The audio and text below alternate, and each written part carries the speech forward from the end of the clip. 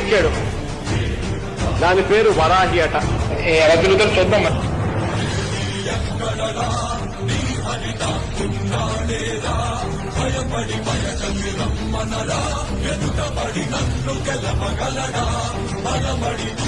వారాహితో మచిలీపట్నం రా అన్నావు కదా, వస్తున్నాడు ఇప్పుడు నీ మొగుడు.